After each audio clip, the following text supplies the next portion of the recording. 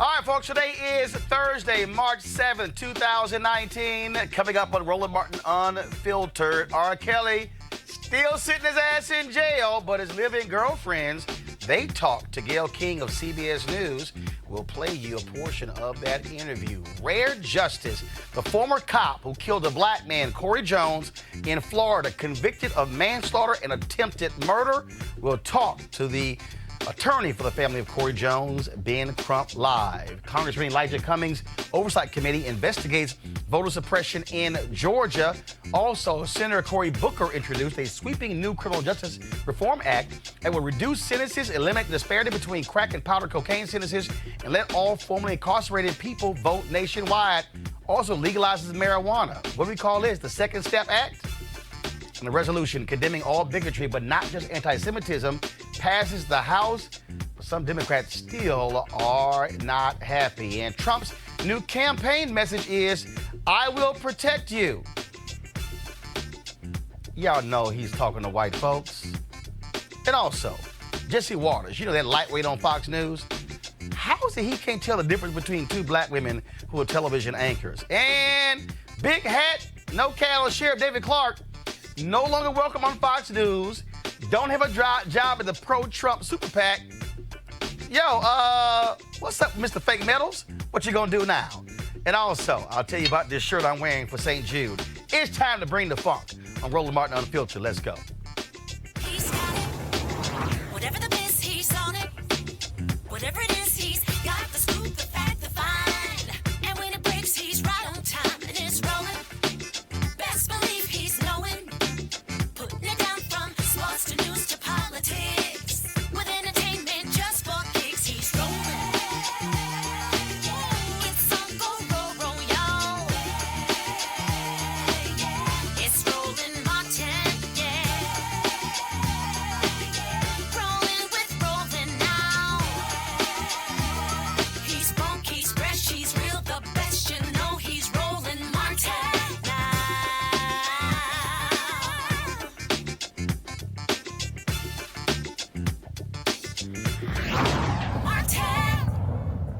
All right, folks, R. Kelly is still in jail in Chicago. He has not yet paid off the remaining child support he owes, about $100,000. This morning, Gayle King of CBS News aired her interview with two of the women. Remember, the family members have been fighting to see them. They have not talked to them in quite a very long time. Joycelyn Savage, she is 23. Asriel Clary, she's 21. Both of them live with R. Kelly. Of course, he is 52 years old now. Their families have been saying that they have been held against their will, that they are sex slaves to R. Kelly, but the two of them defended R. Kelly and attacked their parents. This clip courtesy of CBS News. This is the first time hearing, to be honest with you, that your parents are trying to get money from R. Kelly. Okay. Because your father told a very different story to me last night. Yeah, he's the manipulative. He's very manipulative, so he's the one you need to watch out for. But my dad and my mom, they started to send threats to both me and him. They said, oh, I'll put all your naked pictures all over the world. I'm going to ruin you. I'm going to ruin him. If he doesn't send $20,000 to this bank account by Monday, oh, I'm going to put everything out there and then $10,000 after that. You're trying to solicit me like I'm some hoe. I'm not. I'm your child. Exactly. Yeah, you sound very angry with your parents. You sound very angry and very pained. Tell me, Asriel, why you're crying. Tell me. I'm crying because you guys don't know the truth. You guys believe in some facade that our parents are saying. This is all lies for money. And if you can't see that, you're ignorant and you're stupid as because you want to be. All because that's the world we live in. Negativity sells. Exactly. Gossip is what sells. Rumors are what sells. Exactly. But Joycelyn and Asriel, this is more than gossip. This is more than just rumors. These are decades of allegations against Robert Kelly. We're not here to talk about decades. We're here to talk about what our parents are doing right now. Right. And what they're doing right now is all for money. Right. Neither one of you want to sing. What do you want to do in terms of a job or career? Or are you happy just doing what you're doing? Honestly, I'm happy doing what I'm doing. I haven't figured out what I want to do with my life, but I know when that time comes, we know Rob is going to support us regardless. Right. Most definitely. He's our full support, and we're his full support. And all we need is each other. So what are y'all doing? Gayle King reported that the parents denied Azriel Clary's allegations and that Kelly was in the room during the interview coughing very loudly to make his presence known. Our panel, Dr. Greg Carr, Chair, Department of Afro-American Studies at Howard University, Janice Mathis, Esquire, Executive Director, National Council of Negro Women, Robert Patillo, Esquire, Civil Rights Attorney. What the hell is Esquire? I'm just saying, what is that? It's a medieval title of nobility, somewhere slightly below knight and higher than just the average person. I just want to go ahead, just mess with y'all on that. It just means you got a bunch of student loans. Greg, can we call you? How about that? Greg, can we call you Esquire too? I don't even do that. I'm not the kind of doctor that can help you, jurist or PhD, so I don't even go into that. All right, y'all. So let's talk about this. First of all, again, R. Kelly's still in jail, can't pay his child support. Yes, they tried to pay about $60,000, still owe about $110,000. And his people say it's going to be a week before he gets out. But this story also is interesting. The fact that here you have these two women, and we saw the documentary Surviving R. Kelly, where the parents talked about how painful it's been for them. One of the parents talked about being in court last week and how literally standing right next to his daughter, she would not even look at him. That she wouldn't even glance at him. He said it was as if she was in a trance. I don't care. You hear their allegations, which I need to see some proof saying the parents trying to get, but it has to be difficult if you are a parent and you can't even see your child. I don't care who you are. I mean, in the words of the sexual harasser in chief, the President of the United States, when you're a star, they let you do it. This is about celebrity. This is about and it's also fame. about unequal power. You got women who are not even half the age of R. Kelly. He's old enough to be their father. And he's wealthy, and he's rich, and he's influential in some circles. And so there's a vast inequity in their bargaining power. They can't see through what he's saying to them. They look at him as some kind of hero. And their parents, what do kids want to do always is rebel against their parents. The fact that their parents don't like him is enough for them to stay with him. But Jocelyn said, I mean, you know, I'll take the word lies out, but this is all for money. In other words, we're living in a society where I could absolutely believe that the parents would say that, and I could absolutely believe that those young people were in there, as you said, in that unequal power relationship, seeking power, seeking celebrity. My thing is, you know, R. Kelly is someone who is now become representative of a number of things. We got mental health issues in the black community, we got sexual abuse going on in the black community and violence, but it's in an ecosystem of celebrity when the President of the United States can be caught bragging about this kind of behavior on TV. And when he says about his own daughter that if she was of age, I would be dating her, we then turn into this spectacle day after day, this circus, and it becomes about black pathology. This is a circus. And the thing here, Patillo, for me is very simple. First of all, these women are of age. So frankly, the moment you become of age, you can do whatever the hell you want to do. The reality is R. Kelly is facing charges that he had sex with underage girls. Yeah. One of the people who they have based the charges on participated in the Surviving R. Kelly documentary, who went to his first trial to support him, and he slipped her his number at the trial. And then when he invited her to his house, she told him that she was 16 years old.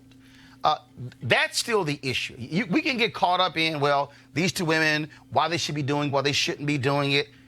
The reality is, when a person is of age, and look, if it's different if it's human sex trafficking and stuff along those lines, you're being held against your will. That's right. The reality is, and I get psychologically everything, but How is it different than sex trafficking? no, because first of all, if it's sex trafficking and when somebody is literally got you handcuffed or a gun to your head, or they're Or actually, your mind didn't change. no. But see, That's here's the what deal. sex I traffickers can't. do. Here's the They piece- don't generally handcuff Yeah, no, but you. here's the piece though. I can't judge somebody's mind.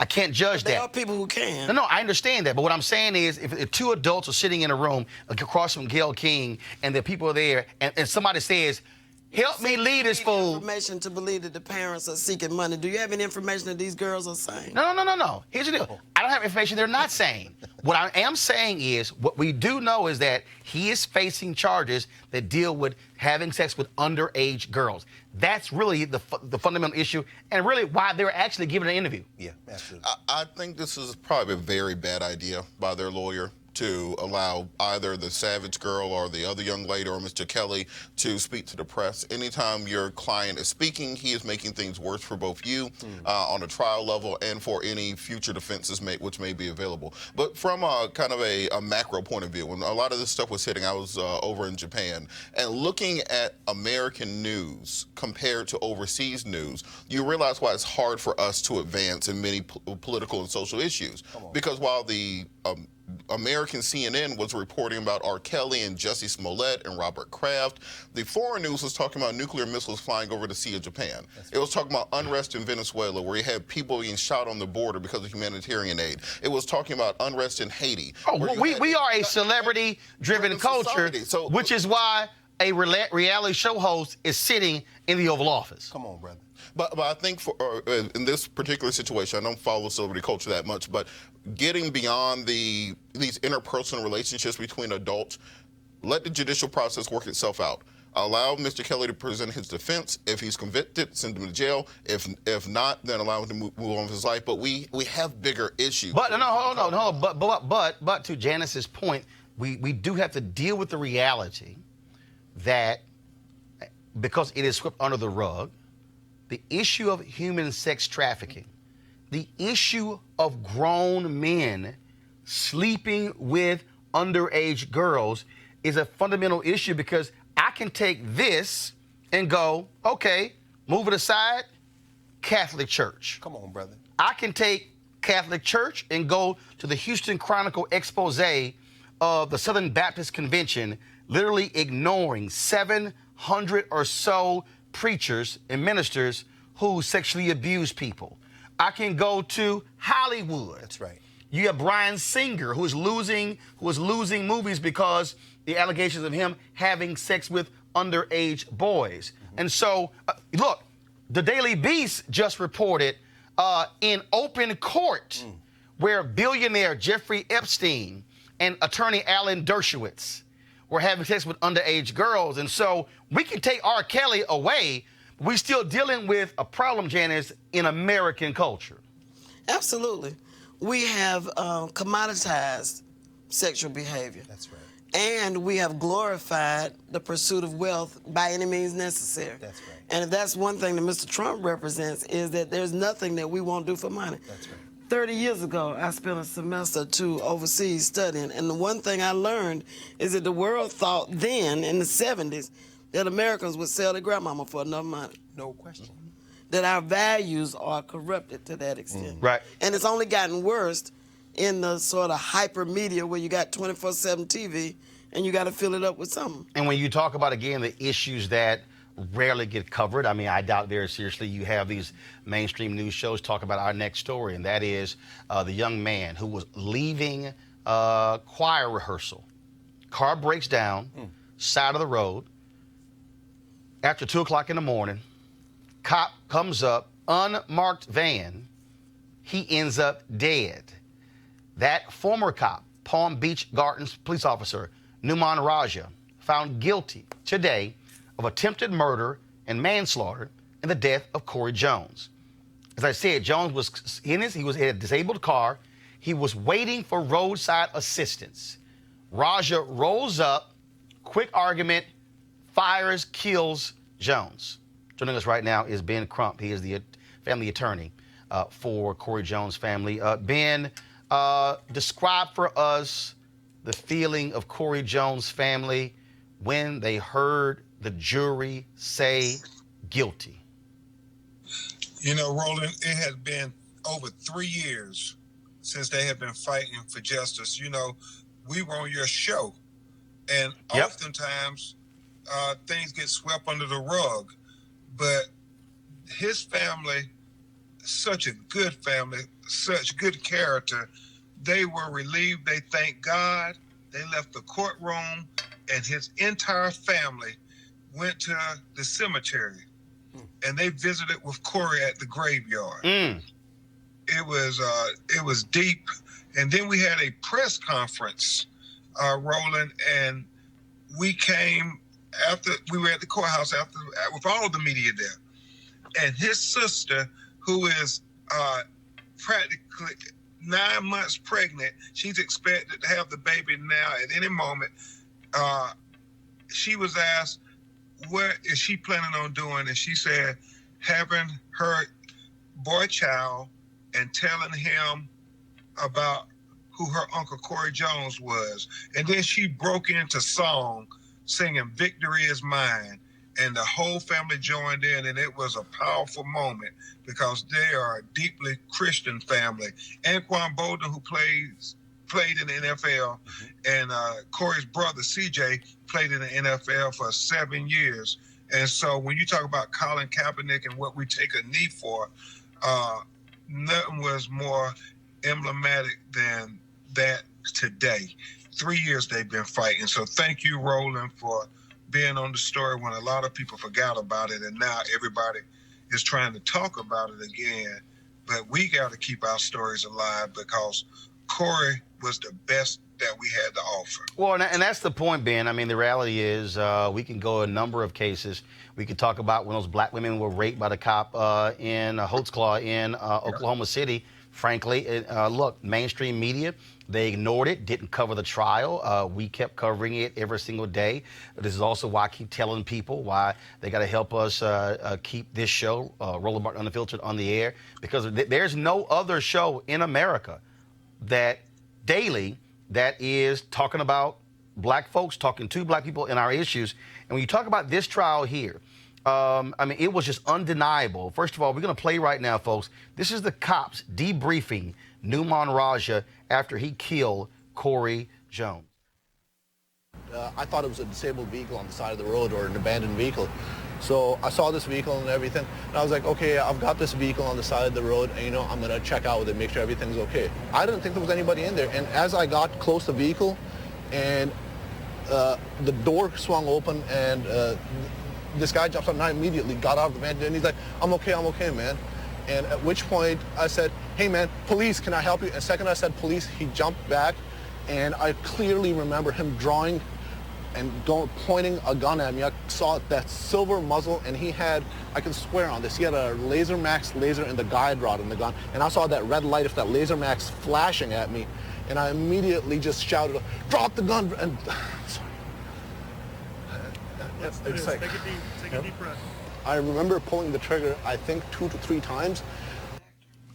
Now, then, of course, Ben Crump, we're about to play this second video. They're going to have you comment. Folks, this is the audio of Cory Jones on the phone with roadside assistance proving everything you just heard was a damn lie.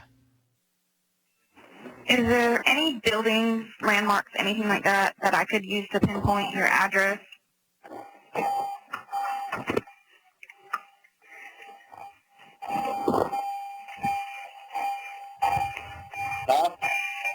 I'm good. I'm good. Yeah. Get your fucking hands up. Get your fucking hands up. Oh my gosh. Ben, it wasn't even 10 seconds before Raja pumped those bullets into Cory Jones. Roland, and first before I go on, I know you have one of my sheroes there, Janice Mathis. So I want to show some respect because she's a great lawyer as well. But I want to say this. Can you imagine, now that the truth has come out today and we achieved this historic victory, the first time a police officer has been convicted of killing a black person in the state of Florida in at least 34 years. And so this is not only a victory over police brutality, but it's also a victory over stand your ground, because he had the audacity to say that he was standing his ground. And can you imagine if we did not have that tow truck company recording? He would have got away with murder. This young man with no criminal history was a prince of a man from everybody's description. But it makes me wonder, Roland Martin, how many other black men have been killed in America by police officers, and they lied and got away with murder because there was no audio recording or no video recording of it. Right, and absolutely, of course, then, you know, we all thought after Rodney King, video is going to make the difference, but the reality is we have seen numerous cases where we have video. You just had, of course, the Department of Justice refuse to file civil rights charges against the woman who killed Terrence Crutcher. We had the video of him with his hands up, with him walking slowly, and no other cop firing their gun except her. We, of course, know what happened, the story out of Stephon Clark out of Sacramento, where they're still protesting as well. And it's the same thing. And so this is where, and then, you know, the crazy part is you still have police who will defend guys like that, even though now we know he was absolutely lying. Absolutely. And Roland, you know, not only was it a lie, you do know at the end of the recording for your audience that when he called 911 on his cell phone because he left his police vest identifying himself as a police in the car, as well as his police-issued service revolver, he shot him with his private gun, and he called on his private cell phone, the 911 call, and tried to cover it up, saying, I got shots fired. I'm chasing somebody, and he shoots 3 more shots. But the FBI reenactment proved that he had already shot Cory Jones, and Cory Jones was on the ground dying when he made that call to try to conspire to cover up this lie. And it's just one of those situations where today, if the Instagram feed has over 1 million views on it, if you look at Cory Jones' family, I mean, such a good family. And it goes for the notion, Roland Martin, that any of us are targets. Mm-hmm. You know, they like to say just, they got to be thugs or nefarious. That don't happen to good people.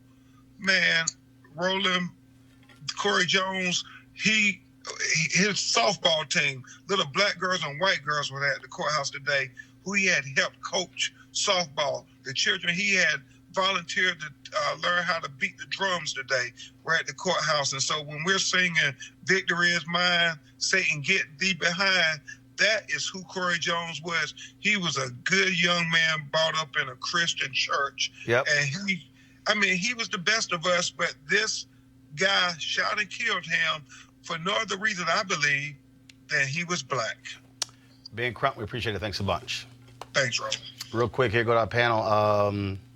First of all, thank goodness this jury returned a guilty verdict. I mean, it is rare to have a former cop found guilty of killing, not just anybody, but definitely killing somebody black.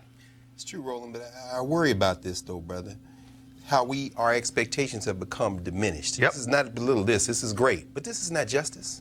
This brother would be alive if there was justice. Yep. Justice would be if somebody roll up on you like that, you drop them, you blow their brains out if you have to, and you'll stand your ground. There's no justice for us. You can't bring this man back to life. Betty, what's her name? Betty Shelby is working 30 miles outside of Tulsa at another place. Teaching cops. Absolutely. After the cold-blooded murder of Terrence Crutcher, and the Justice Department decided 4 or 5 days ago not to bring her up on civil rights justice. There is no justice for black women and men in this country, and this victory notwithstanding.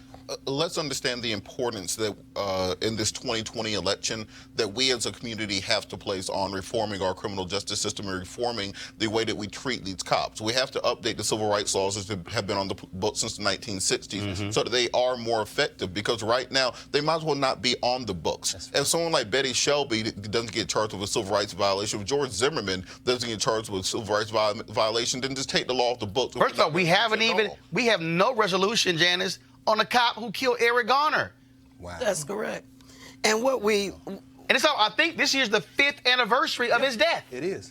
When you talk about amending and correcting the criminal justice system, the civil justice system, you really got to look at the presumptions that are built into the law. The law is bent in favor of police use of force. That's right. The presumption is the king can do no wrong, sovereign immunity. it is most difficult. Robert and I sued the state of Georgia over Stand Your Ground when it was first, it was a dozen years ago, almost that long. You're talking about fundamental change to the way the law is structured and the suppositions that are built into it before you're going to get meaningful change. Yeah, and I love the fact that you had an FBI investigation that produced the evidence that could overcome the jury's doubt. Right. But that's like spooning out the ocean with a teaspoon. Lord have mercy. And here's the piece. Robert made the point. It's very simple. You see the reaction in Sacramento to the DA who wouldn't charge those cops. That means we have to elect new DAs. That's right. We have to connect the dots. There's a whole bunch of people out there right now who are running their damn mouths focused on those folks who are running for president. But if you ignore DAs and you ignore judges and you ignore mayors where they have city manager form of government where the city council is going to be picking the police chief, well then you're doing a disservice. All these people who run their mouths talking about, what they care about, how they must change things, you sound like a damn fool if you say, I'm not going to vote as a result. Voting is one way of doing it. I interviewed Annie Pearl Ivory in Selma. That sister has been to jail more than 50 times. They took beatings. She told me a story of one sister who got beat one sister who they put in a state prison with men. She said, Roland, she never told me what happened to her, but she never returned to the movement. My God. And she did it when it came to the issue of voting. You can be outraged and upset and mad, but if you sit your ass at home on election day, then you're part of the problem. It's as simple as that. No excuses. And so you'll be able to get justice for Corey Jones and then Stephon Clark and so many others if we throw out these people and you elect folks like Krasner in Philadelphia and Wesley Bell in St. Louis and Marilyn Mosby here in Baltimore County, Aramis Ayala, who's there in Florida. That's how we're able to do it. We're going to a break right now. We'll be back on Roland Martin Unfiltered in just a moment. Hey fam, I want you to like, share, and subscribe to our YouTube channel, youtube.com/Roland S. Martin. And don't forget to turn on your notifications. All right, folks, of course, we are in March, moving towards the summer season. Many of you, of course, would love to get yourself in shape for a beach season or when it's time for you to travel and have a little fun. One of the ways you can get your body right is trying the D-Herbs Full Body Cleanse. That's right, if you want to remove processed food and toxic food, lose weight, and improve your overall well-being, getting you more energy, this is one way to do it. The folks at D-Herbs, a Black-owned company, they've got more than 27 different cleanses that you can try. Some 3 days, some lasting 20 days, and so you can pick which one suits your taste. Now, if you want to do that, this is what you should do. Go to dherbs.com, dherbs.com, to try one of their full body cleanses to help you get rid of that toxic buildup that's in your body. Again, dherbs.com, or you can call 1-866-4-DHERBS, 1-866-4-DHERBS. Use the promo code Roland when you go to checkout. So again, the promo code is Roland. It is all about, folks, us trying to get ourselves healthy and well. This is one way for you to do it. I've tried their cleanse 3 different occasions, and so had no issues, no problems whatsoever. The last time, lost 18 pounds, and it's a matter of changing your mindset when it comes to the issue of food. So again, go to dherbs.com or call 1-866-4-DHERBS, 1-866-4-DHERBS, and we thank the folks at D-Herbs, A.D. Dolphin, for being a partner with Roland Martin Unfiltered. Hey fam, want to check out Roland Martin Unfiltered, the blackest show on all of digital, cable, and broadcast. Check out our audio podcast. There's only one daily digital show out here that keeps it black and keep it real. It's Roland Martin Unfiltered. Press play.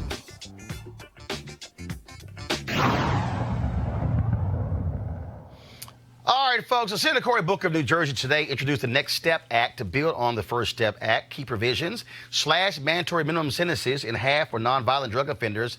Longest mandatory sentences will be 10 years instead of 20 years. Completely eliminate the discrepancy between crack and powder cocaine sentences.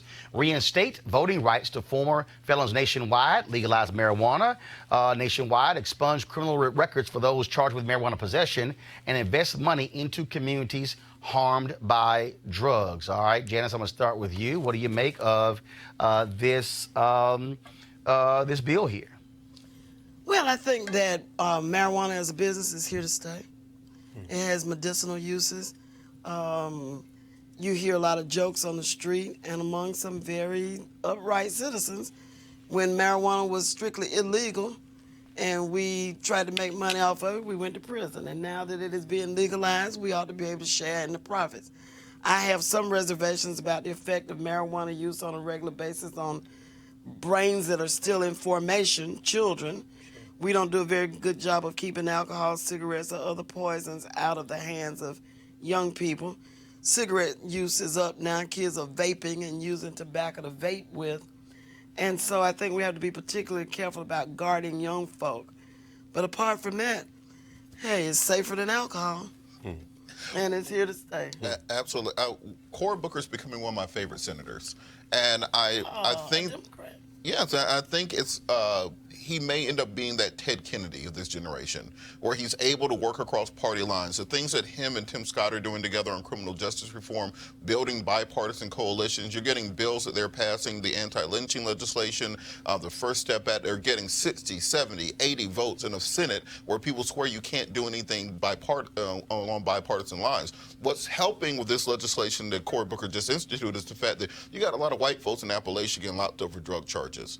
Now their population in the prison system is starting to more reflect what African Americans have been going through for the last 30 or 40 years. So I think this nature of prison reform has a great chance of actually, even if this particular bill isn't the final form, working its way through the legislative process, working its way through the House and actually being signed into law. So I think we as a community have to ensure that we are putting the pressure on those senators, people on the Judiciary Committee like Lindsey Graham, who's going to be a gatekeeper on this, people like Mitch McConnell, who has the ability to prevent us from going to a vote, and ensuring that we make this a priority in the 2020 election. It's not just swept to the side where we talk about all these other niche issues and all these other special interest issues. Let's make sure we keep the pressure, keep the heat on this. Cory might realize that he might have more power as a senator than he ever would in the White House, and might end up being in that Ted Kennedy role going forward. Yeah, I think probably Cory Booker is auditioning for the vice presidency.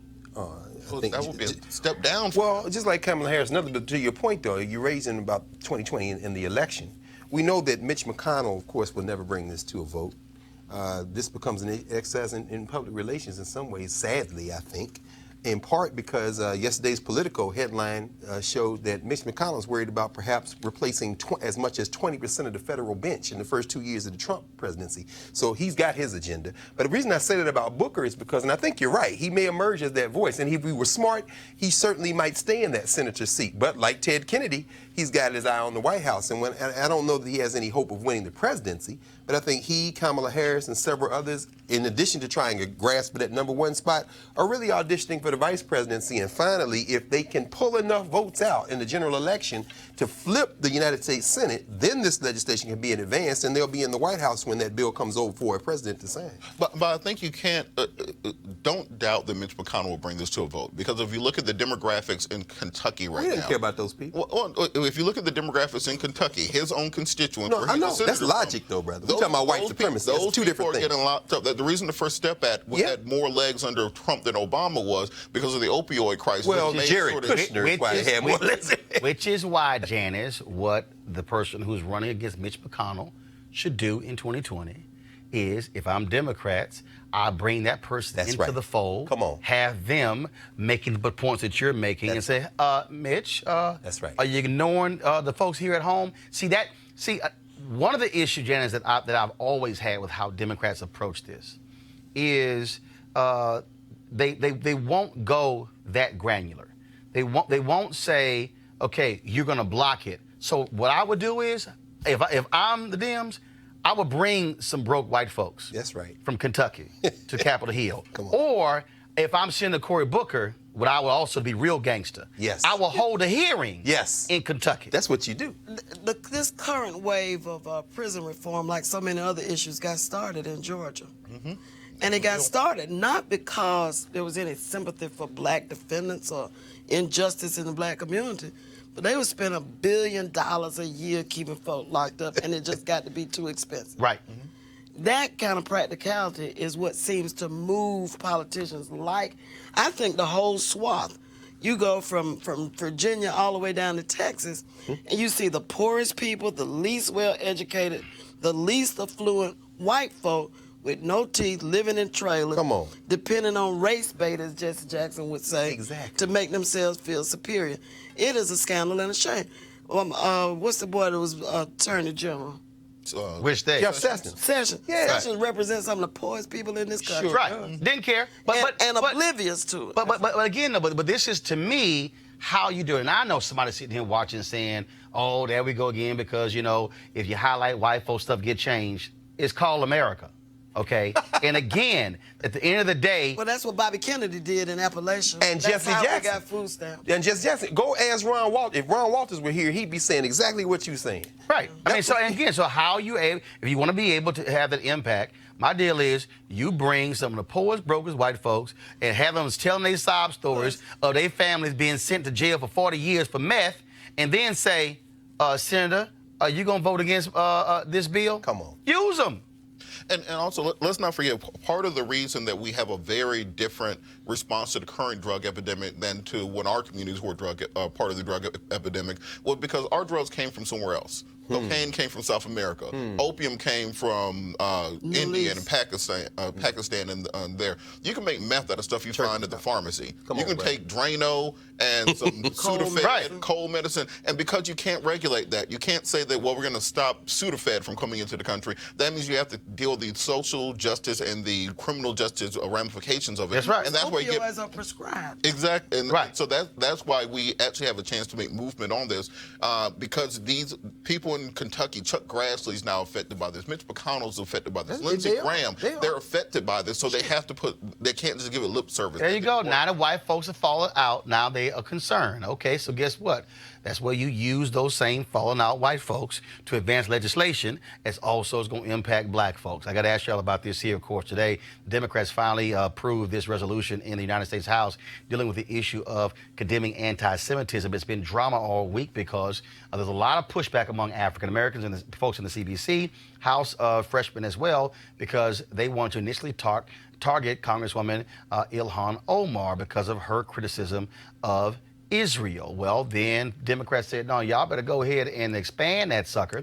And so let me read for you the resolution. The resolution says, condemning anti-Semitism as hateful expressions of intolerance that are contradictory to the values and aspirations that define the people of the United States, and condemning anti-Muslim discrimination and bigotry against minorities as hateful expressions of intolerance that are contrary to the values and aspirations of the United States. That's one long-ass sentence. Congressman Cedric Richmond, he spoke in favor of this resolution.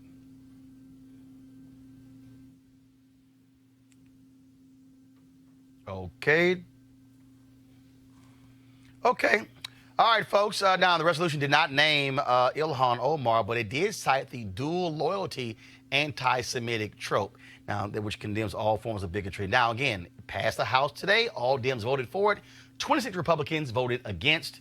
And, of course, Steve King, the white supremacist, who is still in the House, he voted present. Janice, this thing was drama here because you had Democrats who are Jewish who said it needed to be passed. You had some Democrats who also are Jewish who were saying, I didn't see what she said as being anti-Semitic. We discussed this in depth a couple of days ago, that really what we're dealing with here is that any time there's any criticism of Israel, somebody is slapped down as saying, you're being anti-Semitic, when her point really was, I have to have loyalty to this country and not a foreign country. What do you make of the drama here with Democrats and what they had to deal with to actually get this passed? I think it's time to coin a new phrase. not anti-Semitic, but anti-Palestinian. Right. All of this drama about anti-Semitism, and I'm not saying that anti-Semitism is not real. And it is real. It should not be condemned. But I'm saying the real issue is, when are the Palestinians going to get a homeland? When are we going to stop arming Israel to suppress people who look, frankly, like we do? That has been an abiding. Now we have an embassy in Jerusalem, sponsored by, I was on the Hill the day Netanyahu came to gloat over Barack Obama. We are wrong on the Palestinian question. There is no equity, no justice. You think there's no justice in Alabama? You try justice in Palestine. People are cordoned off, can't get to work, have to have passes in order to move from one place to another. Simple apartheid. And yet, we want to get caught up in debates about who's an anti-Semite. There are many Jewish people who think that our policy on Palestine is wrong. Yes.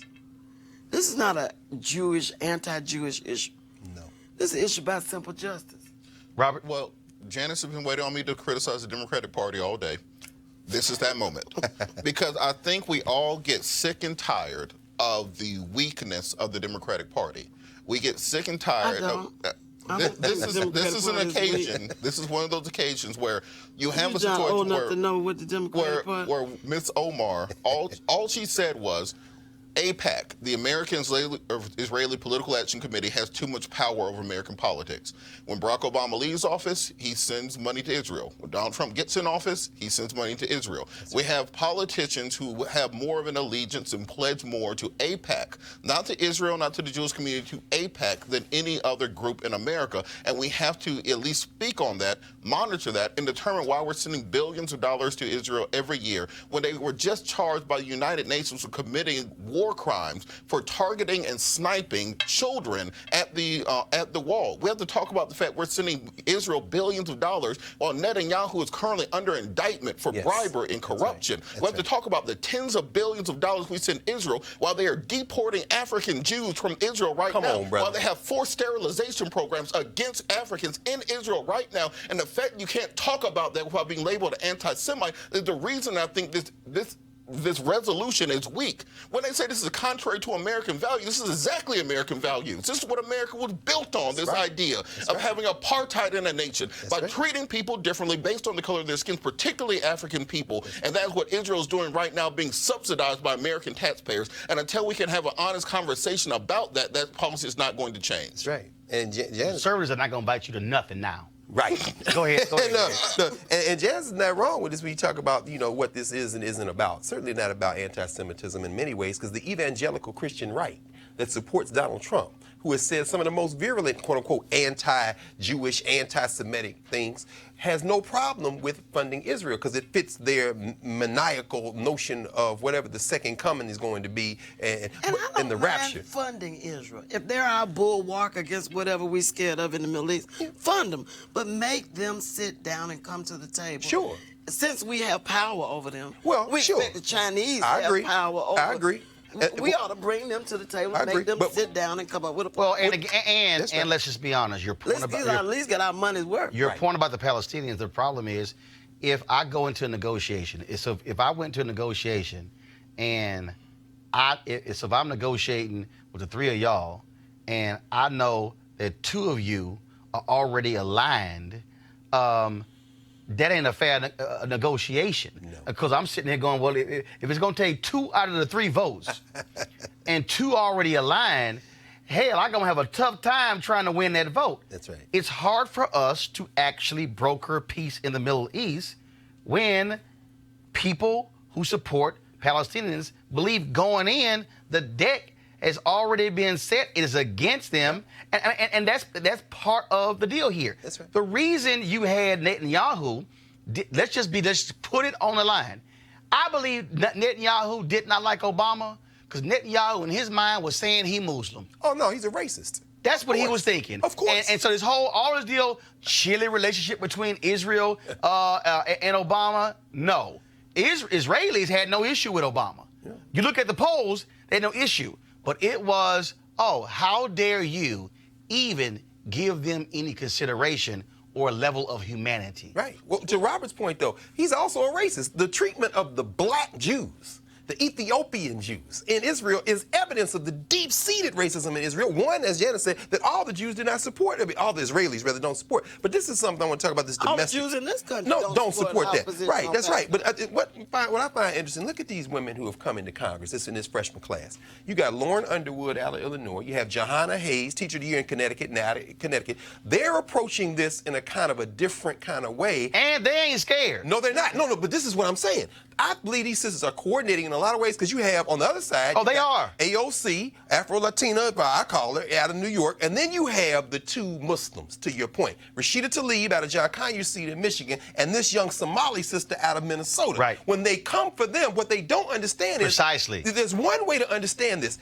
This resolution today could be read as a victory. Before those sisters came into Congress with this new wave, they wouldn't even brought this conversation up. They have moved the needle. And what happened was the Dems thought we were going to move on this. Right. Because the Democrats' deal is, okay, let's take this criticism away from the Republicans. We're going to move on. They were like, oh, no, hold up. Because this is also where, for the folks who are critical, the power of the Congressional Black Caucus. No question. By having 55 members, the largest caucus, you can't do jack without the CBC. And when Nancy Pelosi put this in, according to Politico, Johanna Hayes stood up and said, I'm not voting on something I haven't even read. That's right. Then they had to deal with the other CBC members and Ayanna Pressley from Massachusetts. Yes. And all of a sudden, it was so much hell in the room from black folks, Nancy Hale actually walked out of the room. But again, though. And think about what Nancy's problem is. Nancy's got a very fractious party that she's trying to hold together. Yep. She got 3 or 4 different factions of that party. Right. She's trying to get them to 2020 Yep. without them cannibalizing each other. But the CBC point is important, because guess who's got to keep them in line? Hakeem Jeffries. The black folks are sticking together. Let's also not forget that Netanyahu has been in power in Israel on and off for about 25 years. That's true. Longer than Putin has been in power on and off in Russia. Netanyahu's been in power. We either address this or we don't, but we cannot continue just to kowtow to foreign governments. All right, so I saw there was an article today in Landon.com by Ron Brownstein called Trump Settles on His Reelection Message. This is what he said: I'll protect you is the new I alone can fix it. His basic point is that his base is under siege from Democrats, liberals, elite, city people, college graduates, women. Base really means white people, older white people, white evangelicals, white men. So when you talk about who is he protecting them from, we know exactly what he is saying. What do y'all make of, I'm going to protect y'all from them? There's a deeply anti-majoritarian strain in that message. Yeah. I'm going to protect you from the majority of Americans. Yeah. I'm going to protect you from your fellow Americans who make up what we used to say was how you make policy, was having a majority of the people on your side. Well, I like it. I like it. You like it? I do. I like it a lot. I like it because it's going to push us one step closer to finally finding out whether this experiment is going to work or not. This man has dropped all pretenses. He's dropped his mask, and now we're going to have to decide. And those poor white people that you all named off country by country, they're going to have to choose your race or your life. Because that's what it's going to come to. And white women. They don't choose whiteness. Oh, I agree. They will. But this is many also, of them will. Yeah. Trump won 53% of white women. You're right. The question, Robert, is will those white women choose their whiteness, again electing him? That's right. Donald Trump will get 60+% of the white female vote this election. You think he's going to get more? Guaranteed. Because you think he's going to get 7% more? Wow. At least 7% more. The reason is he has been crafting this message through policy since he walked in the door. He has. The Muslim ban was about this. The build the wall by any means necessary was about this. The Stephen Miller being in the White House is about this. Absolutely. The assaults on life that you're seeing in New York and Virginia, he's going to use that as part of his campaign messaging. This is what he's running on. This goes back to the 1968. Nixon. This goes and back. his 72 re-election. Yeah, Kevin Phillips. 72, the re-election. Right. This goes to Reagan and 80 and 84. There's this idea of the nation being overran by foreigners and others, protecting white womanhood. You can take this back to Jess Johnson. Birth of that the is nation, what this is boy. about. That's right. And this is why he's going to get 60+% of the white female vote, which is why Democrats have to have a message, which is just assuming, regardless of what they tell you, they'll wear their I'm with her shirt while they go vote for Trump. So regardless of what they say to you, what they do at the rally, what they look at, have a backup plan in case they don't show up. So, Janice, how do Democrats counter that? What do they say to those white women? Well, one of the things that I don't know what you say to white women. Other than follow me. Exactly. That's what you should say. You know, Miss Daisy sat in the back seat. She never sat in the front. No. And she told everybody which way to go. It's time for black women to sit in the back seat and tell everybody which way to go, because we the only folk that didn't get fooled by Donald Trump. But now what I think we do is there's some hashtag we tried to tell you. Go ahead. Experiments going on with lowering the voting age. Diana Presley. You can get married at 16. You can have sex at 16 without permission from your parents. You can get a job at 16. You can get a driver's license at 16. You can drop out of school at 16. You ought to be able to vote at 16. That would temporarily solve our demographic problem. But you see what McConnell did, and they asked him, why won't you put this House bill on it? Oh, no, because I get to choose. The back of Mitch McConnell, the political back of Mitch McConnell, must be broken before any of this. And the place to do it is in Kentucky. I agree. There you go. With that strategy Roland said. That's all right, folks. An unidentified young black girl body was found in a duffel bag in Hacienda Heights, a suburb in Los Angeles County yesterday. This is a photo of her. LA County Sheriff Department believes that she was left there at some point Sunday evening. She's believed to be between the ages of 8 and 13 years old. Investigators say there were no signs of trauma found on her body. Anyone with information pertaining to the case is encouraged to contact Los Angeles County Sheriff's Department at 323-890-5500, 323-890-5500. If you want to remain anonymous, you are encouraged to contact Crime Stoppers at 800-222-TIPS, 800-222-TIPS. All right, folks, going to a break. When we come back, I got something to say about Sheriff Clark. This is Roland Martin Unfiltered. Go around.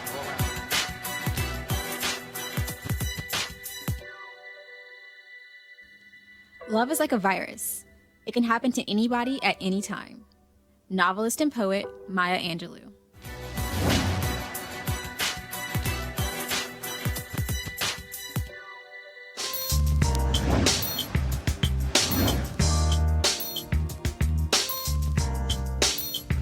All right, y'all. HBC-You Giving Day. Our school is Lawson State Community College, founded in 1949, located in Birmingham, Alabama. Notable graduates include Johnny High, Mikhail Gladness, and Cody Clark. You can go to lawsonstate.edu, lawsonstate.edu, to support them. All right, folks, calling all HBCU alumni, students, and leaders, enter the Ford Motor Company HBCU Mobility Challenge and win $25,000 for your school. Building on their long-term support of HBCUs, Ford is looking to improve mobility in HBCU communities through innovative solutions. The winning program will receive a grant up to $25,000 to implement their proposal. The deadline to apply is March 31st, 2019. Go to this site, FGB.Life, FGB.Life, for more information and to apply. Ford goes further in our community, and we thank them for being a partner here at Roland Martin Unfiltered. All right, folks. So let's go ahead and talk about crazy white folks. Okay, well, actually, no, we're going to talk about crazy white folks. Okay, so Jesse Waters is one of them, works at Fox News. He cannot tell the difference between two black women. They were talking the other day about Gayle King's interview with R. Kelly. This fool said this. I agree, hats off to Gayle King for totally redeeming herself after the Smollett fiasco. Oh. Jedediah, you know... That was not Gayle King. Oh, I knew that. Robin Roberts did the Smollett Robin Roberts. Yeah. Jedediah, one of the things that I think lots of people Sorry for Robin Roberts out there. Go right ahead, Jesse. It's cool. I apologize. It's cool. Go to them. Go to them. What? What was Wine Williams doing Negro-splaining? It's cool. It's cool. It's cool. Be quiet, Wine. Just sit there and be quiet. Let the man take an L. Well, I think it might be because they put a different blonde woman next to Juan every day. Oh, and he can't tell them apart either. Juan can't tell them apart either. I don't quite understand. I don't understand it. All right, y'all, let me talk about this next story here. Y'all know Sheriff David Clark used to be a sheriff in Milwaukee County, Wisconsin. The one who was so scared we were going to get his ass whooped in re-election that he chose not to run. Then he thought he was going to get appointed to several positions in the Trump administration, and he kept getting blocked because he ignorant. The same one with them fake-ass medals he's always wearing on his shirt. You know, probably, remember the scene from I'm Gonna Get You, Sucker? I won this one for typing. Yep. I won this one for shorthand, and that's Sheriff David Clark. Well, here's the deal. The Daily Beast is reporting that he ain't been on Fox News in like a year. An insider said his comments kept getting so crazy, they finally said, yo, that's it. Let me explain something, y'all. If Fox News say your ass too crazy, for them, your ass is crazy. That's David Clark. But not only that, he ain't even got his other job, okay? He was a commentator with the Trump super PAC, America First Action. Now, remember I used to get the emails from the publicists saying, hey, Sheriff Clark is available to come on. I ain't got one in a while. I'm going to look up in a second and see when last time I got one.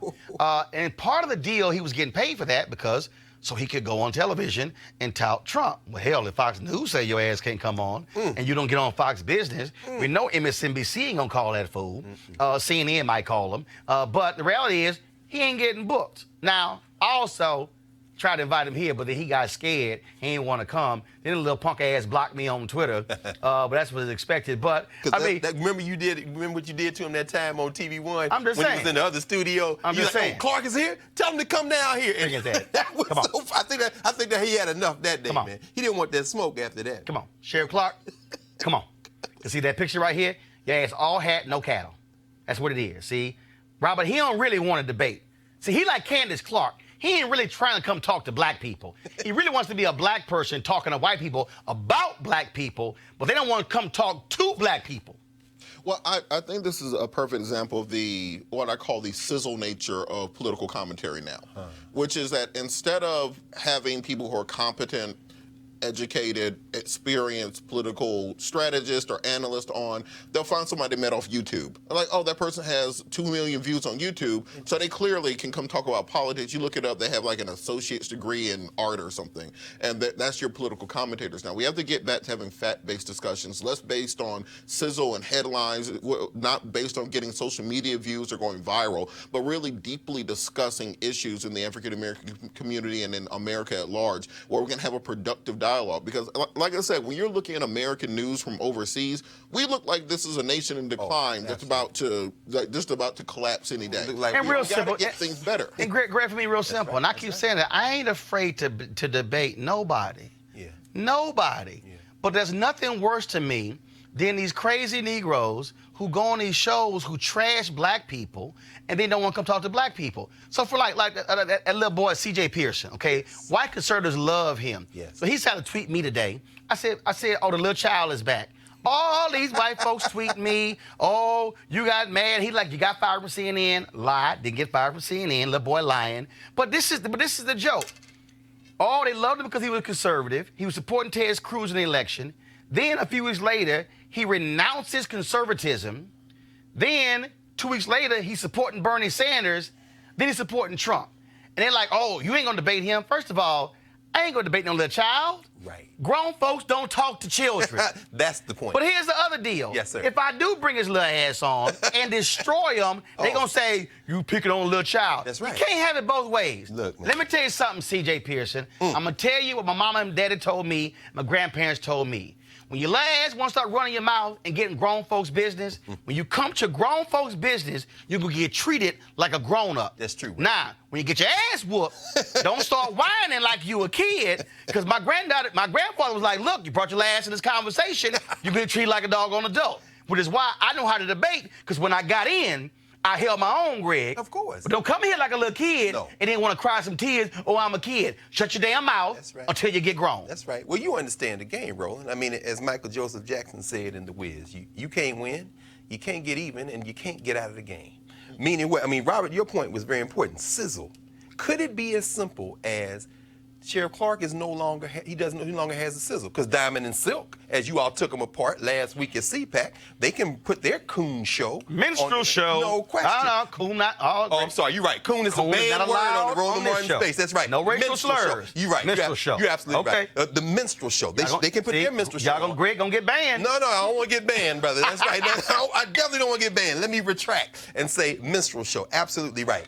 In that context, though, to your point, Robert, They just don't. He doesn't have the sizzle anymore. There was That's a it. time when he could come and flex his muscles. But Don't mean nothing. Final comment before I go to my last thing. But on the CJ point, I think this is important to have young people involved in the political system. So let's put together a panel discussion with him and other people his age where they can discuss political issues going forward. Right. And maybe somebody can become enlightened by it. They can talk to each other.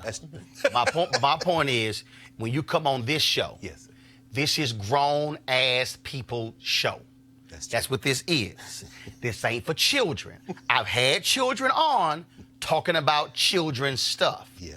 But what I'm saying is so, because when he goes sideways, I'm going to jack him. Then they're going to be crying, you beating up on a kid. So, CJ, when your ass turn 18, then you can bring it. All right, y'all. I'm proud to wear this shirt right now. Hashtag this shirt saves lives. And it supports kids fighting cancer for St. Jude. My wife and I are 2 national ambassadors for St. Jude, and so we fully support them in what they do. And so they sent me this shirt. And Alicia, let me tell y'all something right now. So Alicia, I want to get this right, because Alicia sent me this text. Alicia Matthews with St. Jude been bugging the hell out of me all week to take a photo with this shirt. I said, look, I'm gonna wear the doggone shirt on the air. You'll get for the whole hour. Everybody gonna see it. It's gonna be on clips and everything like that. And so again, we want y'all to join me in the movement and get your shirt as well. This shirt saveslives.org. Right here. This shirt saveslives.org. St. Jude, we're supporters of St. Jude because again, every dollar that they raise goes to children who have cancer, and upwards of 40% of the kids who they treat with cancer are African American. St. Jude was the first hospital to come up with a cure for sickle cell anemia. It also was the first hospital in the South that actually admitted black folks as well. So they're located in Memphis. They do a great job. We've been huge supporters of them. Last year, we thank all of you. We had a matching program on Facebook when I played in their FedEx St. Jude Golf Classic. We raised more money than any other celebrity who was playing in the golf tournament. We exceeded $20,000. That was also matched by the folks at Facebook. And so, again, we want you all to support this as well. And so, again, the hashtag is This Shirt Saves Lives. So this is the shirt right here. So go to the website, thisshirtsaveslives.org. And so thank you to Alicia. I told you I was going to wear it. Here you go. And all the folks at St. Jude, and to all those parents of kids with cancer at St. Jude's, look, we're praying for you, and we appreciate this hospital. Folks, they pay every single dime. Those parents don't have to pay for anything. That's why St. Jude's raises about $800 million a year, because the parents and those kids pay nothing. It's all about them trying to save the lives of children. All right, folks, I want to thank Janice Mathis, Robert, and Greg Carr for being our panelists today. I want to thank all of you for watching as well. You heard what Ben Crump said at the top of the show, that we covered that Cory Jones case from the beginning, and the other cases as well. Folks, a lot of you are watching on YouTube and Facebook and Periscope, and we certainly appreciate that. We also want you to support this show. We have sponsors, but that's not enough for us to cover what we do. We're right now looking at traveling around the country this month, in April and May, covering stories, doing town halls and things along those lines to bring you a perspective you're not going to see on the other cable networks and the broadcast networks. Matter of fact, the panelists you see on this show, you're not going to see on the other networks. Most of them limit us to black stuff. We talk about many issues, how it pertains to black folks. That's a difference. So I want you to go to RolandMartinUnfiltered.com, join our Bring the Funk fan club to participate. You can also look at all our previous interviews and one-on-one interviews and previous shows on our YouTube channel. We want you also to subscribe to it. We launched this show in September with 170,000 YouTube subscribers. 6 months later, folks, we have 280,000.